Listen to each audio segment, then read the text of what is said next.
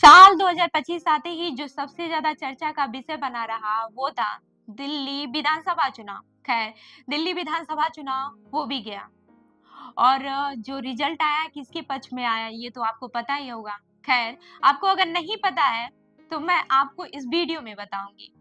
मैं आपको बता दूं कि बीजेपी ने दिल्ली विधानसभा चुनाव में पीएम नरेंद्र मोदी को अपने चेहरे के रूप में पेश किया और जनता ने जो उनकी गारंटियां हैं उनको अपनाया। यही कारण था कि दिल्ली में बीजेपी ने 27 साल बाद कमल का फूल फिर से खिला दिया। इस साल बीजेपी ने 48 सीटों पर जीत दर्ज की और 20 फरवरी को रामलीला मैदान में शपथ ग्रहण समारोह का आयोजन किया जाएगा। इसकी तैयारियां जोरों शोरों से चल रही है, लेकिन एक सवाल सबके मन में है कि दिल्ली का अगला मुख्यमंत्री कौन होगा। वहीं आपको बता दूं कि दिल्ली में बीजेपी की इस शानदार जीत ने मीडिया और सोशल मीडिया पर मुख्यमंत्री पद के उम्मीदवारों की चर्चा को हवा दे दी है। वहीं यह भी कयास लगाया जा रहा है कि बीजेपी दिल्ली में मुख्यमंत्री के साथ डिप्टी मुख्यमंत्री भी बना सकती है और इस रेस में 4 नाम सबसे आगे बताए जा रहे हैं। बीजेपी ने 48 सीटों के साथ दिल्ली में एक नया रिकॉर्ड कायम किया है।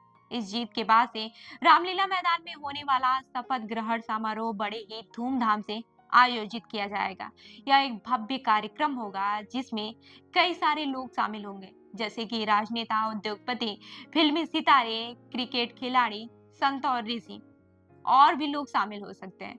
यह भी कहा जा रहा है कि शपथ ग्रहण समारोह में लगभग 12,000 से 16,000 लोग शामिल होंगे और रामलीला मैदान की ओर जाने वाले जो रास्ते हैं उनको 19 फरवरी की रात से ही बंद कर दिया जाएगा ताकि केवल वीवीआईपी गाड़ियां ही इसमें प्रवेश कर सकें। अब बात करते हैं मुख्यमंत्री पद के उम्मीदवारों की।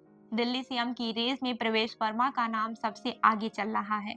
बीजेपी ने उन्हें नई दिल्ली सीट से अरविंद केजरीवाल के खिलाफ मैदान में उतारा था और उन्होंने इस सीट पर जीत दर्ज कर एक बड़ी उपलब्धि हासिल की। वे जाट समाज से आते हैं और दिल्ली में जाटों की 10 में से 10 सीटों पर बीजेपी ने जीत हासिल की।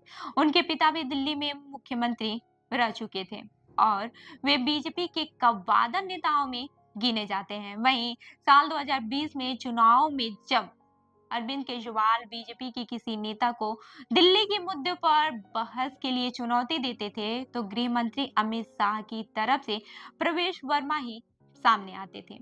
प्रवेश वर्मा ने दिल्ली में केजरीवाल को कड़ी टक्कर दी और उन्हें इस चुनाव में हार का सामना करवा दिया है।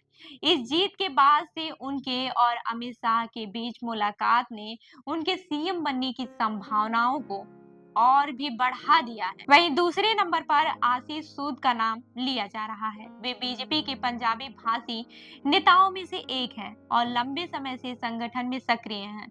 उनका नाम अब तक कई बार सामने आ चुका है क्योंकि वे संगठन में महत्वपूर्ण पदों पर रह चुके हैं। वे बीजेपी के गोवा प्रभारी और जम्मू कश्मीर के सह प्रभारी भी रह चुके हैं। इस चुनाव में उन्होंने जनकपुरी सीट से बड़ी जीत दर्ज की और बीजेपी ने पंजाबी बाहुल्य क्षेत्रों में जबरदस्त प्रदर्शन किया।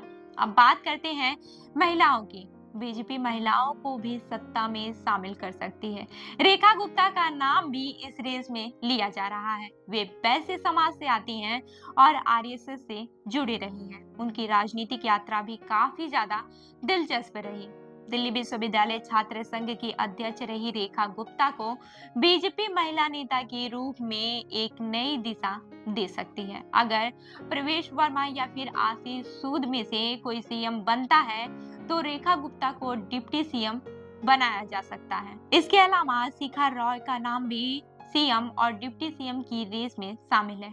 वे ग्रेटर कैलाश से 2 बार बीजेपी की पार्षद रही हैं और साल 2011 में कर्फ्यू के दौरान श्रीनगर के लाल चौक पर तिरंगा फहराने की वजह से चर्चा में आई।